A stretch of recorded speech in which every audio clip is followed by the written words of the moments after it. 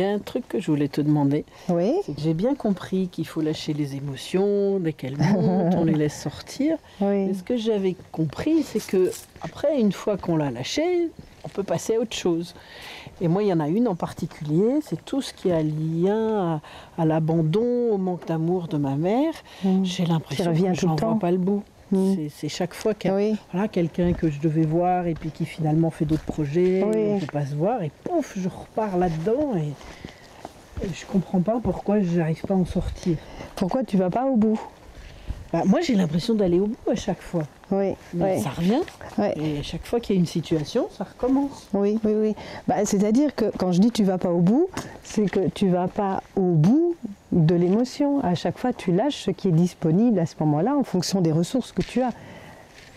Mais il y a bien plus, je veux dire, si tu as tout ça à lâcher et qu'aujourd'hui, en fonction des ressources que tu as lâché ça, la situation suivante, tu vas lâcher encore ça. Puis la situation suivante, peut-être encore ça, et ainsi de suite. Donc, d'abord, savoir que, surtout quelque chose d'aussi important que l'abandon par rapport à la mère, enfin, voilà, un abandon existentiel, je dirais. C'est évident, quelque chose d'existentiel, ça ne va pas se faire en une émotion. Ce ne sera jamais en une seule fois.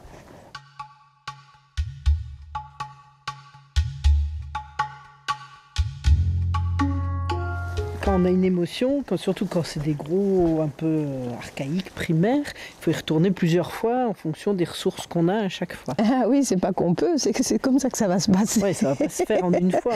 Non, on peut pas le faire en une fois, non, c'est trop. Je veux dire, c'est comme si tu irais vers de la décompensation, si tu avais en une fois le mont d'émotions, de tristesse. Non, il n'y a pas les ressources pour ça. La structure ne tiendrait pas. Voilà, il y a toujours quelque chose qui veille à ce qu'il y ait un certain équilibre et que ça tienne. Tu ne vas pas aller par toi-même à une décompensation. Il faudrait que quelqu'un ait poussé ou un événement ait poussé pour ça. Mais donc en fait, par à chaque toi-même, fois, je vais lâcher ce que je peux lâcher. Exactement.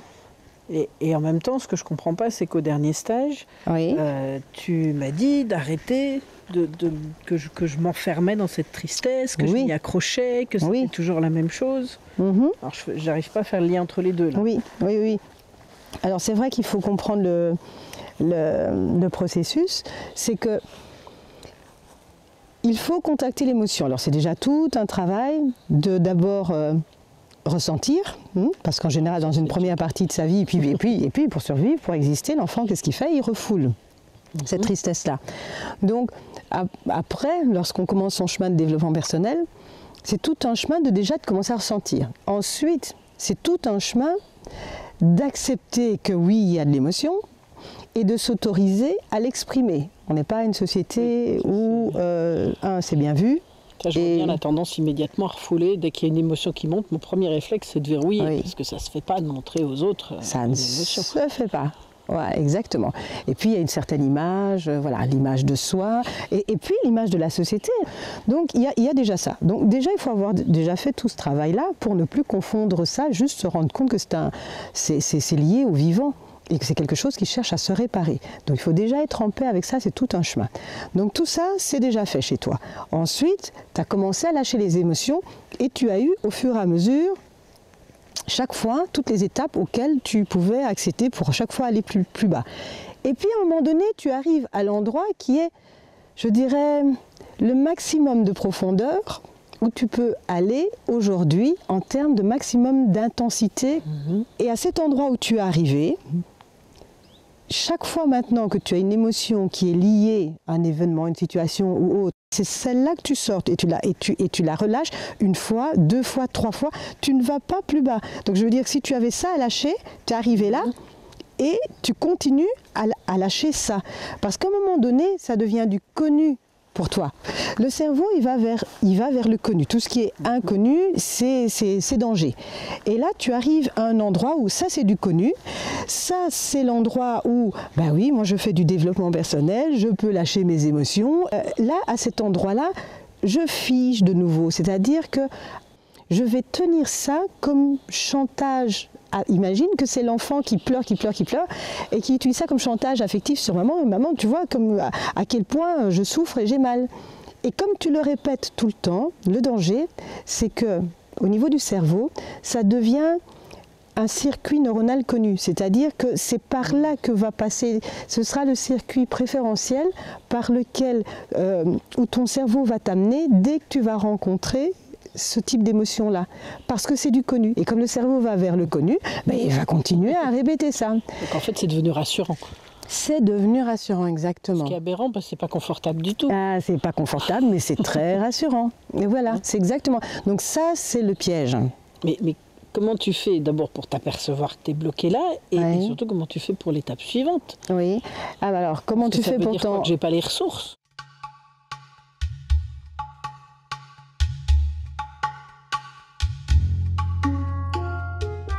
Comment tu fais pour le reconnaître? Ben, effectivement, dans un premier temps, tu ne le reconnais pas par toi-même. Donc, ça s'apprend. Je veux dire, c'est comme quand tu étais, je sais pas, quand tu es à l'école, il y avait quelqu'un qui est venu t'apprendre que 1 plus 1 était égal à 2. Donc, à un moment donné, il y a quelqu'un dans l'univers qui passe par là, bon, ben, c'était moi pendant le stage, et qui te dit, tu sais, là, à mon avis, tu répètes la même chose. Arrête ça, ça ne sert à rien. Tu es juste en train d'en créer quelque chose. Okay?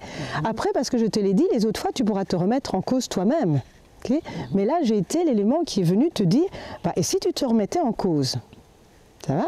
Alors, ce qui se passe, c'est que, donc, à ce moment-là, il y a une question qui se pose. Oui, mais en fait, je ne suis plus en train de lâcher, je suis juste en train d'ancrer quelque chose qui est presque du chantage affectif sur l'extérieur. Mais c'est inconscient, tu ne fais pas ça exprès, évidemment. C'est complètement inconscient. C'est ça qui est compliqué, si tu es conscient, ça serait plus simple. Donc à partir du moment où je te le dis, vient un élément de conscience qui fait que les autres fois, tu peux t'interroger.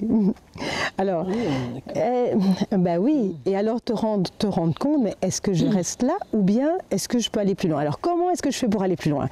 Si je reste là, c'est que je fige à cet endroit-là. Dans un premier temps, il faut d'abord complètement s'identifier à. Alors je sais que ça c'est quelque chose de très compliqué, mais il faut comprendre ce que ça veut dire. Si tu te mets à l'extérieur, tu observes que tu as cette tristesse-là et que tu es en train de la pleurer, tu n'iras jamais au bout parce que tu t'en dissocies. Okay? Donc ça, c'est tant qu'il y a une partie de moi qui est en train de dire « Ah oui, je suis en train de pleurer ». Exactement. Il y a un petit bout un peu spectateur, un peu... Exactement. Donc ça veut dire que tu dois être entièrement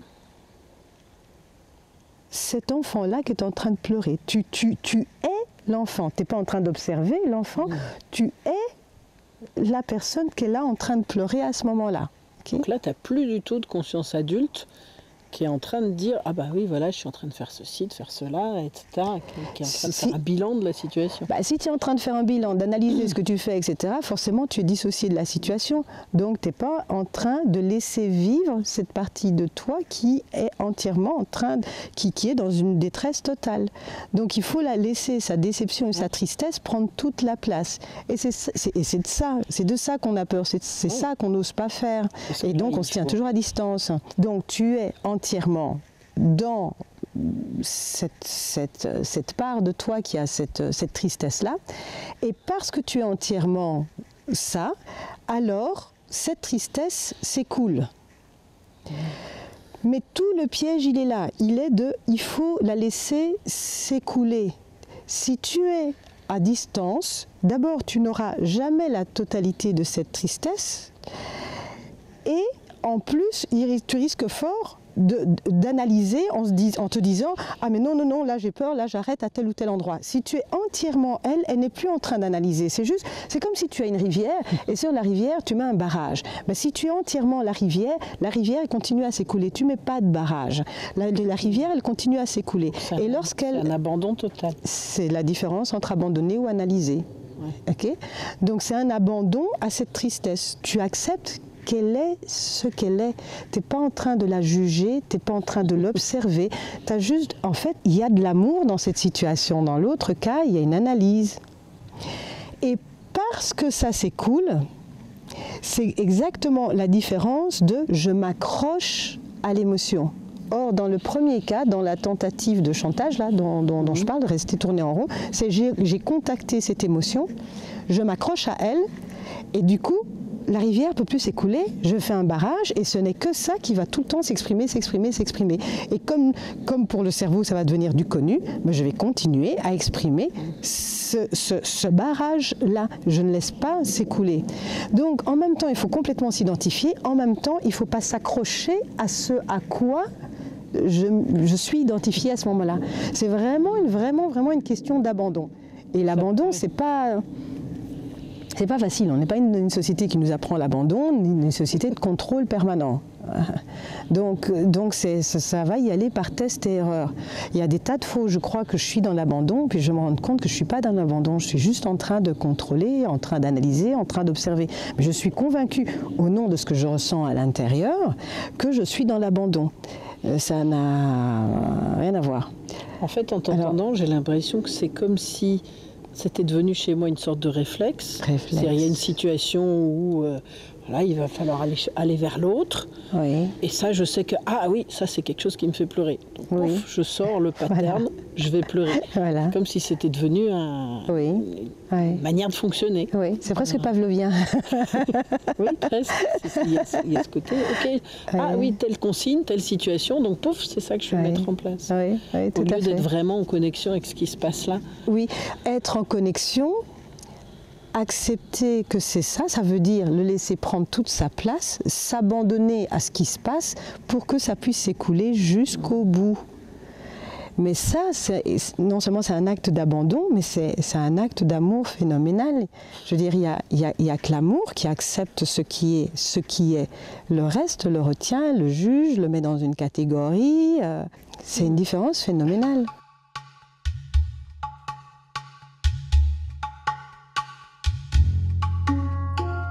Quel chemin, hein, pas simple. Ah non, c'est pas simple. Ah non, la transformation personnelle, ça demande de la détermination. Il ne faut pas croire que c'est juste, oui voilà, j'attends et puis ça va se faire tout seul. Mais alors ce que tu viens de dire là, c'est donc la détermination et de l'abandon. Et oui, Ça, les deux. C'est pas toujours, je trouve ça pas évident c'est pas d'emblée quelque chose qui va ensemble. Détermination, ça donne une impression de force, de contrôle. Donc à la fois l'abandon. Oui. Oui, parce que sinon, effectivement, ta détermination devient contrôle. Oui, c'est ça le piège, c'est de la détermination. S'il n'y a pas d'abandon. Pas du contrôle. Voilà. La détermination, ça doit être l'impulse, la force qui te fait aller vers l'avant, celle qui te dit, mais non, je veux sortir de là. Et puis après, tu dois t'abandonner à ce qui est, à ce qui vient. Et ça, oui, tu sais, c'est comme les deux forces qu'il y a dans l'univers, quoi. C'est du yin, du yang. Oui. Ben, la transformation, comme elle t'amène à l'unité, elle contient les deux forces de l'univers, du yin, du yang, la détermination, de l'abandon.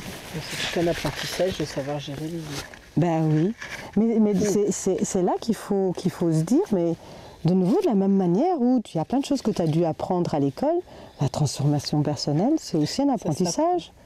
C'est un apprentissage de la vie. Donc si je reprends la procédure, Ouais. donc on va lâcher les émotions de plus en plus au fur et à mesure des ressources qu'on a, Oui. jusqu'à finalement arriver à une sorte de panier. Oui. Parce que ce que j'ai compris dans ce que tu disais, c'est qu'à la limite là, c'est plus une question de ressources. C'est-à-dire, c'est pas d'attendre d'avoir les ressources pour aller plus bas. C'est presque, faut changer de vitesse, quoi. Changer de régime. Je dirais changer de conscience. Changer de conscience. Ta conscience augmente du processus et de ce dans quoi tu t'arrêtes, quoi, de ce dans quoi tu coinces, de ton schéma, de ton schéma de survie, voilà.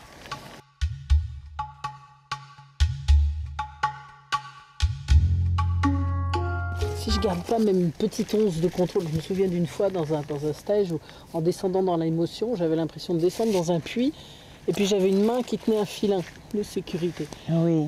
De dire que bon, ok, je descends dans le puits, mais je vais être sûr que je pourrai remonter. Oui. Et en fait, ce que tu me demandes, c'est de lâcher le filin. Oui. Même plus finalement, ne plus assurer ma sécurité moi-même. C'est ce que tu disais tout à l'heure, quand tu disais que même certains thérapeutes disent qu'il ne faut surtout pas faire ça. Il y en a qui m'ont dit qu'il fallait garder le filin. Voilà, c'est de là que vient un peu la confusion avec l'observateur, tu vois, s'observer en train de descendre, hein, en train de s'abandonner.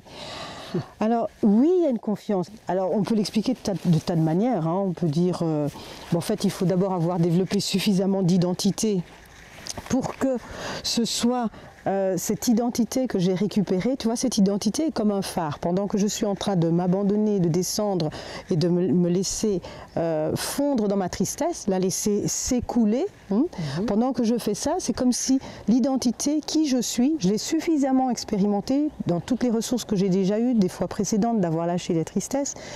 Ben c'est là comme un phare, comme une lumière qui montre que, tu sais, tu peux y aller, le chemin de sortie, ce sera là. Alors il y a ça. Il y a une autre manière de dire, ça peut être, tu as foi, c'est vrai, tu as foi en quoi?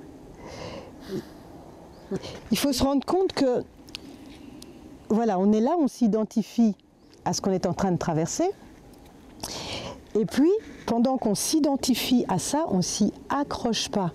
Parce que, est-ce que tu crois vraiment que Françoise, l'âme de Françoise sur cette terre, ce qu'elle est venue faire, c'est être la petite fille qui a été abandonnée par sa mère? Est-ce que tu crois vraiment que ton essence la plus profonde, c'est ça? J'espère que non. Eh bien oui, c'est avoir foi en ça. Donc, cette partie qui est là, et qui veille ou qui est le phare ou qui est toujours présent pendant que toi tu te dissous et que tu laisses s'évacuer ces profondes tristesses, ces déceptions, eh bien en fait ce qui tient à ce moment-là, c'est la foi en ton essence, c'est-à-dire la lumière de Françoise, la vibration de Françoise dans l'univers, ce que Françoise est bien au-delà de ses identifications de petite fille qui est en train de pleurer et que maman l'a abandonnée. C'est ça qui est là. Alors Jung, il va appeler ça le soi. Alors certains peuvent appeler ça le soi supérieur, une intelligence supérieure qui est là pendant que tu vis ça. Et c'est pas un concept, tu dois l'avoir expérimenté. Tu dois avoir expérimenté, tiens, à un moment donné, quand j'étais complètement submergée, il y avait autre chose de bien plus grand que mon petit moi, ma petite personnalité, ce que je sais de moi. Il y avait autre chose que ce que je sais de moi. Mais ça, c'est une expérience. Tu vois, là, quand tu disais la barre, là, la main que tu tiens pour tenir la barre, dis-toi que peut-être cette première fois, tu as eu ça comme vision. Et qu'à un moment donné, au fur et à mesure des expériences, c'est une expérience avant tout, tu vas te rendre compte que la barre en question, la main en question, il y avait une autre main qui te tenait, qu'il y a autre chose, que François, c'est pas ce que tu es en train de vivre là. Et c'est pour ça que tu peux te fondre complètement, la laisser prendre la place, parce qu'il y a autre chose qui veille, le soi avec un grand S, voilà, une autre intelligence. Et c'est là qu'on confond parfois, c'est parce que il y a cette expérience de ce soi ou de cette intelligence que parfois on l'explique comme un observateur qui te voit traverser. Le problème, c'est que si tu continues à dire aux personnes ça, c'est eux qui se mettent en observateur. C'est-à-dire que c'est leur moi, leur personnalité qui se met en observateur et là, ils se dissocient. Dans l'autre cas, c'est pas une dissociation. Là, il y a moi, le petit moi, la personnalité, et puis il y a quelque chose de bien plus grand, et le tout est une cohérence, cet ensemble, quoi, tu vois. Mais c'est vrai que ça, c'est une expérience avant tout. C'est une expérience avant tout. Et c'est cette expérience-là qui fait que lorsque tu l'as eue quelques fois, il y a une confiance dans le processus de la traversée. Et il y a une confiance que tant que tu t'en sépares, tant que tu observes ce qui se passe avec ton moi et ta personnalité, en fait, tu traverses jamais, quoi. Tu restes dans un état dissocié, donc tu ne peux pas recréer de l'unité.